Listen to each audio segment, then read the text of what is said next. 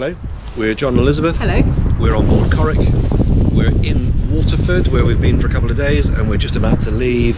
The next challenge is getting round Carnsore Point, which looks like it's going to be a bit of a mission. Hope you enjoy this episode.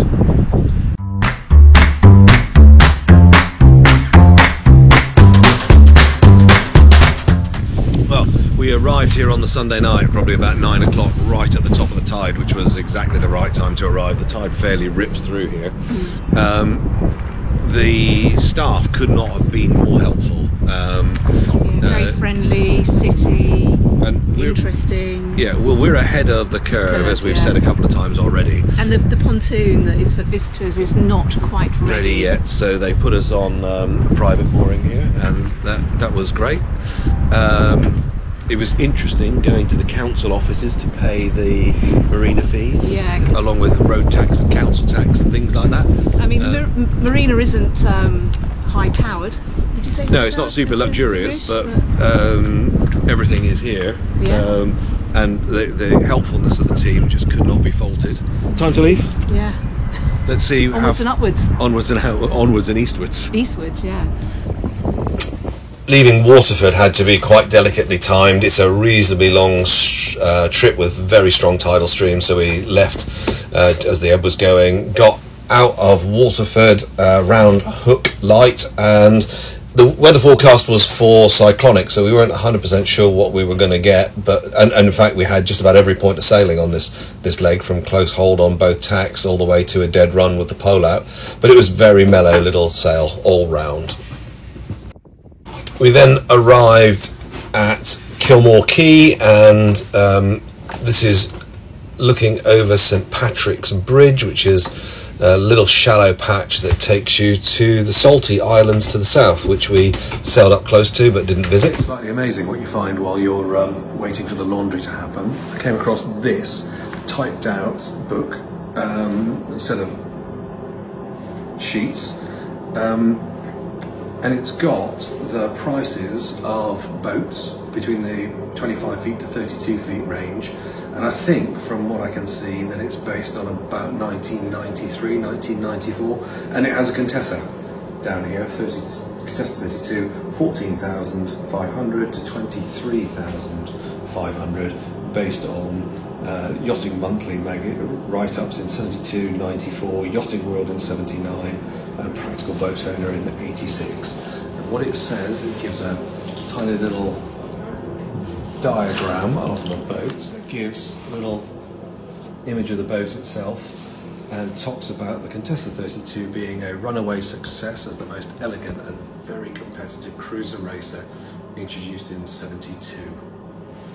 And it says here, which I think is very funny, it's still just about possible to buy new in the early 90s. What a little gem. Well, we've done a couple of night passages, and on each of them we've encountered both fishing vessels and trawlers. Yes. And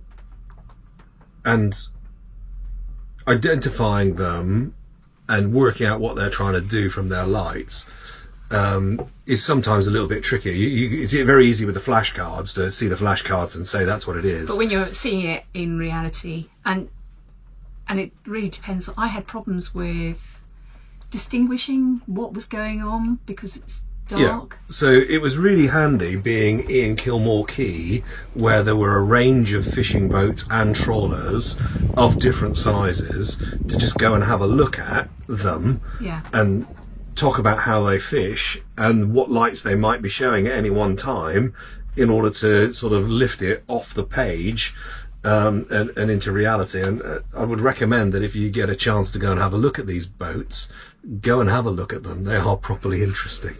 So we've got all of the collision rules and the layout of the lights in that book there, and that is good for reading as a whole thing. And we have been going through with the flashcards, which I use for teaching the whole time. Easiest one, the day shape fishing vessel with these little cones in their rigging, so we saw those. Interestingly enough, they're made out of fishing net. Yeah, they're not terribly They're not substantial. terribly substantial. Sometimes you actually just see a plastic bucket. Yeah. Worth getting out the way early because it is just a little bit similar, but white over red, pilot head. And you see that, and you normally see those close to harbour entrances, but let's get rid of those quickly. And then we've got The fishing one. all of the fishing ones. So red over white, fishing tonight is the easy thing to remember. If they don't have side lights on, then they're not making way.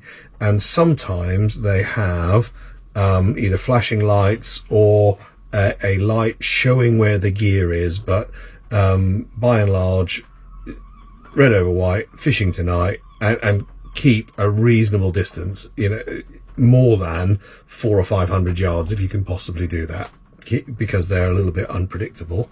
And then I don't have a rhyme for it, but green over white is trolling, and they by and large are the much bigger boats, and that is trawler coming straight towards you.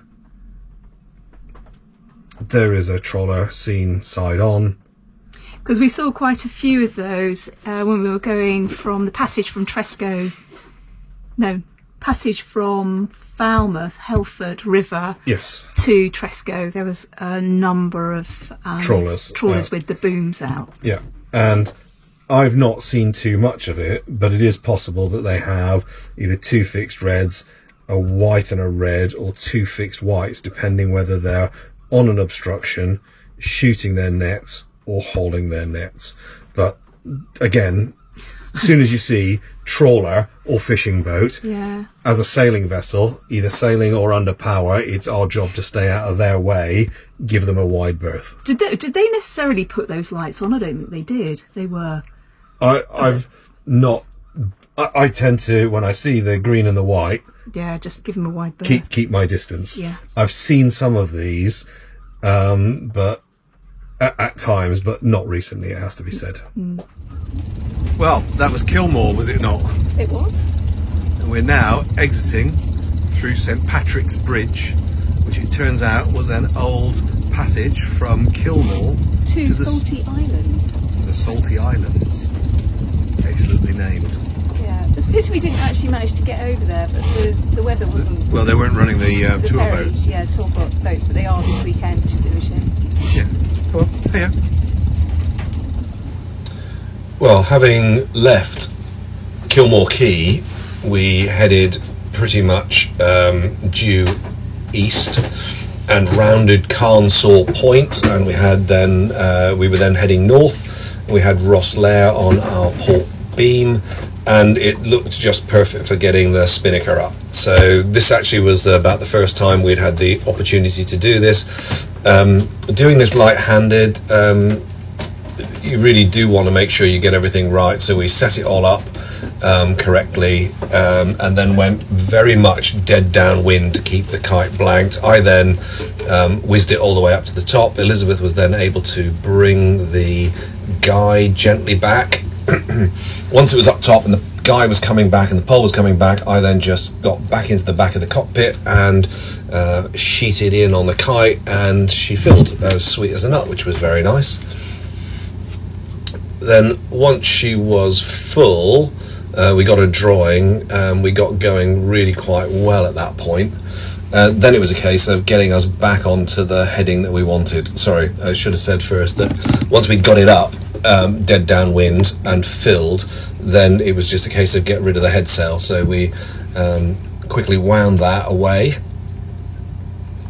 and all the time the wind was filling this, and I was able to then start gently coming a little bit further to port in order to get it full. I haven't quite got the main into the right position at the moment, but one of the things about doing this on a racing boat is there's one person for every rope, whereas with the two of us, there's just the two of us, and therefore everything happens to happen in a slightly more ordered sequence. But we came around to port, and the boat was going really nicely at this point, so it went up very nicely indeed. Very pleased with it.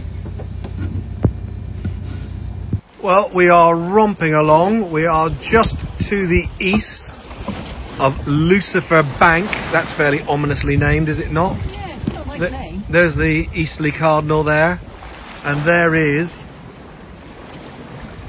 the east coast of Ireland. And I'm very happy to say that we're doing 5 and a bit knots, nearly 7 over the ground. Marvellous stuff.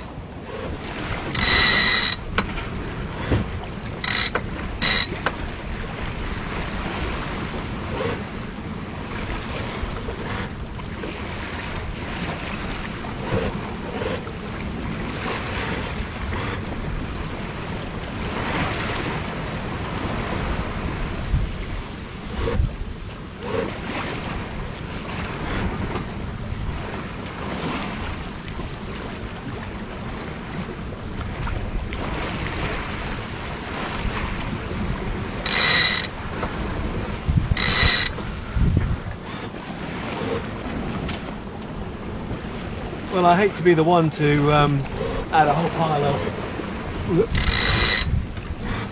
drama to the situation, but we've got about an hour and a bit of the flood tide with us, and we have in the order of 17 miles to go, and windy tells me we're going to get a bit more breeze, and that's fine, and XC weather says we're not, and if we don't, I think it'll be a reasonably long motor into the tide, so fingers crossed that we can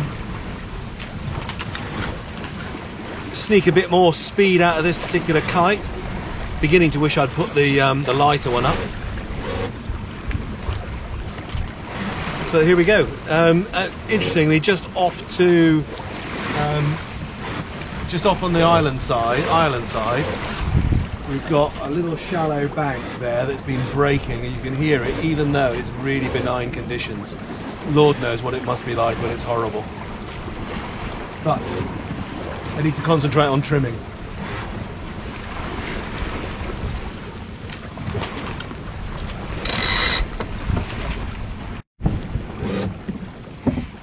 Well, it's been a fabulous run.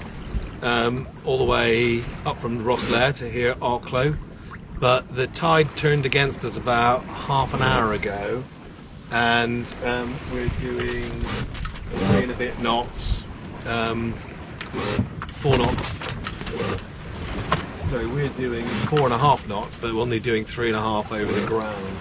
Actually, less than 3 over the ground, and we're about 2 miles away. So I think what we'll do is, rather than creep in, we'll get rid of the spinnaker in a nice controlled way, do the last bit under white sails, and get ourselves ready for coming alongside. Okay, shall we get the head sail out? Like the spinnaker hoist, the spinnaker drop needs a little bit of planning as well, because you need hands in multiple places. You have to first of all get the head sail out, and that's a pretty straightforward sort of deal, and then it really is a case of then, and we're doing this in very benign conditions, but we haven't done it very often, so that's not a bad thing. Then it was just a case of get ourselves going dead downwind and prepare the halyard for dropping. So I'd coiled the whole halyard down and then thrown it all down the hatch so that it was completely free to run. Elizabeth then went forward, taking the lazy guy with her, and got herself sat down on the coach roof, ready to pull it in. And then when we said we were ready to go, when we were all then ready to go, I came down a little bit further downwind, and then eased the pole all the way forward onto just short of the forestay. Is the ideal idea. Certainly don't want it banging into the forestay. So then that just goes forward, and then as you can see we are very much downwind. Elizabeth sat there right underneath the headsail. I then went forward to give her a hand gathering, and basically I was controlling the halyard at the mast, because we got it on the little jammer that we've got on the mast, and we were able to get it all gathered up nicely without it getting in the water, which is a good sign. Very reliant on the autopilot at this point. Now, Elizabeth could have done this on her own and I could have steered, but this made it a little bit easier. But once we'd got it all down and we put it straight into its bag, then it was a case of harden up and get rid of the pole. So once we'd got the kite down, I then went back into the cockpit, came a little bit further onto the wind, just in order to get us pointing in the right direction, avoiding the fishing floats as well, which was a major issue in this part of the trip. I then lowered the pole down towards deck level and got it out of the way, while Elizabeth did the final little bits of packing of the sail, and then we started to get ourselves ready for getting in towards Arklow. Really very lovely sunset to go with it, which was nice. Something that I was taught when I was very first learning to navigate was to look at the source data in the box at the top of the chart and see when that area had been surveyed and how it had been surveyed. And in the days of electronic chart plotters, it's terribly easy to miss that step out. Yesterday, as we were coming up past and outside of Lucifer Bank, I noticed that the waves were breaking over the bank, but they weren't quite breaking where I expected them to be. They seemed to be breaking where it was charted as reasonably deep, and not breaking where it was indicating that it should be a bit shallower. Last night we met some gentlemen who work on this boat, and indeed, if I spin round, that one behind me, which are survey boats on contract to the Irish government. They are basically doing surveys of the entire coast, and it was very interesting chatting to them about the Lucifer Bank, which they had just finished surveying last year, and saying actually in places it's quite a bit more shallow than people expected. So let's just have a look at what they've got, and it is just a reminder to have a look at your chart information, see what it's saying, and always look out and trust your eyes and ears. It was very lovely to be able to step on board this survey ship and just have a look at the equipment that they've got, including their charts and their various computers, and talk to the hydrographers on board about what they were doing. And I think I got a really useful tip, and I'm just going to come up here a little bit and grab that bit of chart, and I might need to put a screenshot in here, but one of the things the gentleman on board was saying was look at the quality of the lines, and where they're jaggy they're probably recent and digital, and where they're very smooth they've been hand drawn and should be a little bit more suspect, shall we say. One of the really other important things to think about is the fact that the land might be the right shape on your chart, but it might not be in exactly the right position. So different datums, different degrees of accuracy when doing the initial survey. This is an image of their track round an island, and as you can see, they were able to drive their boat over where is very clearly marked as being dried land. So although your GPS may be super accurate, it doesn't mean that the information underneath it is. They were very interesting guys, and they let us have a good prowl over their boat, and actually to have a look underneath it as well. And essentially it's a twin-hulled, and there's this sonar array which is essentially a fish finder, they described it as, but it winds down and it looks forward and down at a certain angle, and it allows them to capture the seabed. And then for the shallower water, they've got this essentially a rib, and there's a rig there on their front that flops over, and they have a similar but much smaller sonar that gathers the inshore water. So they go there when it's high water springs and get as much information as they possibly can. Really great to see. Well, we'd been made to feel very welcome at Arklow Yacht Club, but midday the next day the tides were right and we got going. It was a bit windier than the day before, so and the swell was quite a little bit larger, and we were expecting the wind to go into the southwest and come onto the beam, which it never quite did, but we opted for the poled out headsail and used the guy line to get it out, but as we entered Dublin Bay, we went past Dunleary.